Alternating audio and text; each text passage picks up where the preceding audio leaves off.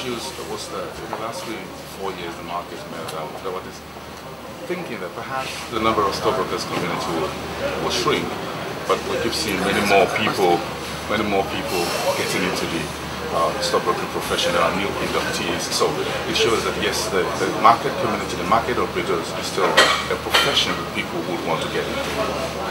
Do you believe that? Oh, absolutely. This is a market that its potential is yet to be realized. I think there's a lot to celebrate on the heels of this year's conference, which, in my opinion, is an item in the calendar in the year that capital market professionals look forward to. The markets, as you know, have grown by about 30% since the beginning of the year, and that's without some of the planned listings in the power sector, in agribusiness, in information and communications technology. So the potential is enormous. And therefore it is certainly a profession to be in. It is, in my view, a lifelong skill. People can learn to manage their own money, but they can also learn to support others in managing their money. This is a market that is at about, in terms of market cap, at 20% of GDP. South Africa is at 200% of GDP. So if you think about that, the potential for us to grow further is there.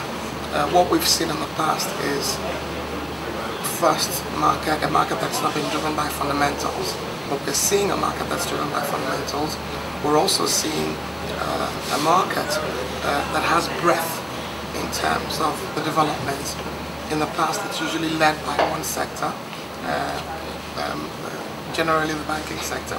But we've seen that the growth we've seen over this year we've seen it in fast-moving consumer goods. We've seen cement. We've seen banking, of course, and breweries. We know that with some of the reforms in the oil and gas sector, the weaknesses that we see in the oil and gas sector will be resolved. Insurance is yet to take off.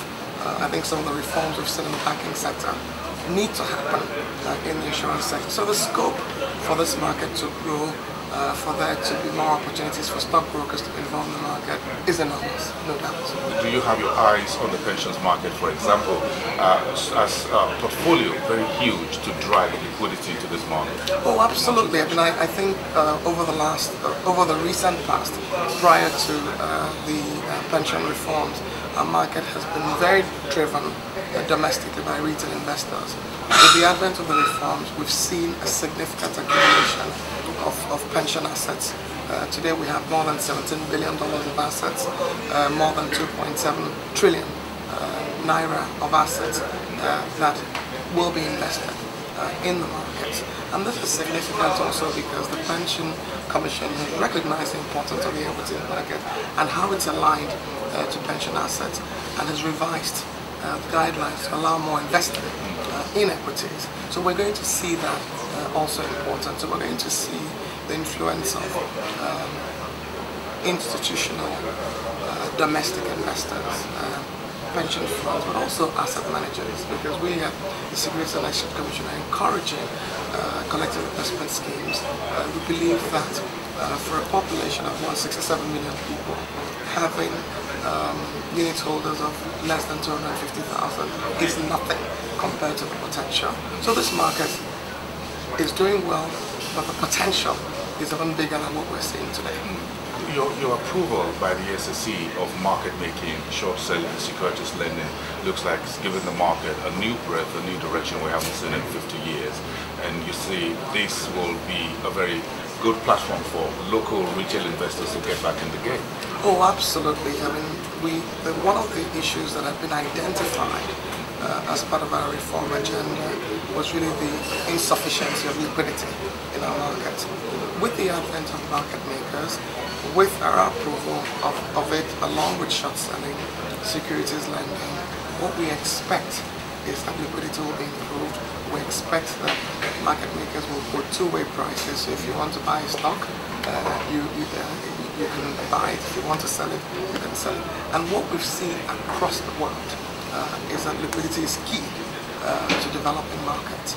And we're very, very excited at what the stock exchange has done in terms of preparing the market makers to ensure that they make markets properly.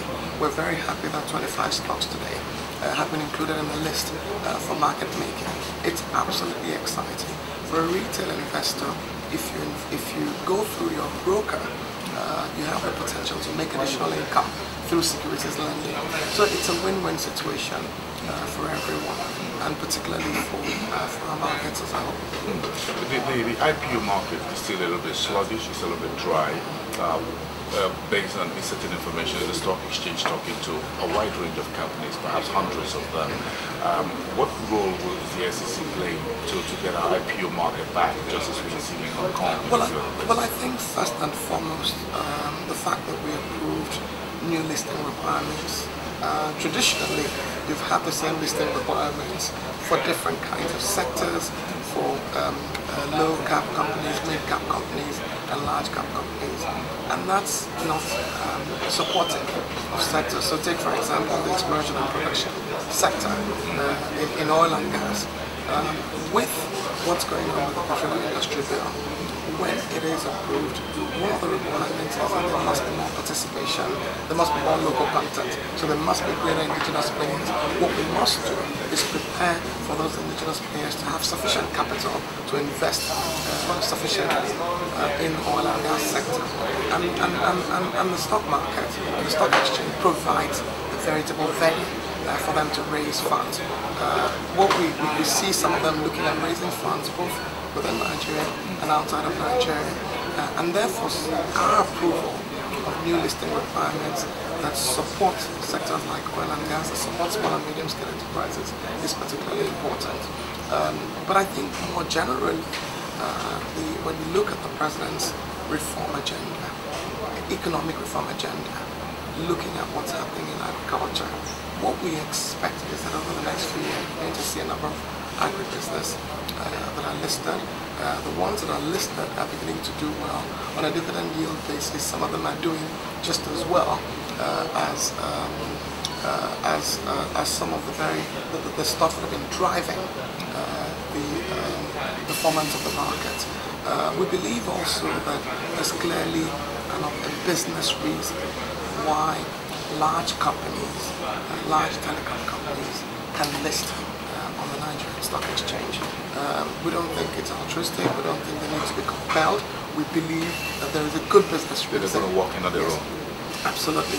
We believe that from a corporate governance point of view, for more transparency and accountability, large companies need to be role models and listed, demonstrate that you're prepared to be subjected to the highest levels of corporate governance. We also believe that what will make the privatization agenda that is happening today different from the past is that companies come as quickly to list on the exchange. We're very impressed with what's happened with the sale of the generation companies, and I have been very glad that for these companies, for Nigerians to be assured that these companies will do well given their strategic nature, it is important that they come to the stock market. Are you pushing some of these? Some of them are quite a little bit political. So your inclusion as a member of the economic management team, do you use that opportunity to push these within the government circles? Because sometimes they don't understand what is. No, absolutely. I think it's been very useful to be able to be an advocate for the Nigerian economic, for the capital markets community on the Nigerian economic management team. But we also have a number of others who are on the team, including the President of the Council of the Exchange, Alhaji Aliko Dangote, and a number of other players like Jim Omofaye, whose companies have benefited from listing on the market. And so there is a great understanding within the government. Oh, there is a great understanding to the capital market is key. Absolutely. So I'm very excited about the potential, because if you do have the power sector represented on the Nigerian Stock Exchange, if you have agribusinesses represented beyond the few companies that we see today, if you have telecompanies listed, if you have the government looking to raise funds for joint ventures with the oil majors. If we have that being done through the market, if we have this culture of wealth creation being encouraged from a more practical point of view, from a national-oriented point of view, the sky is the limit for this market. The potential is enormous. This is obviously why the foreign investors are really seeing the opportunity and they're coming in at this time. What I've been told is that the participation of foreign investors remains very strong, but we're starting to see the participation of domestic investors in our market. The story is already out. Thank you very much. I appreciate it.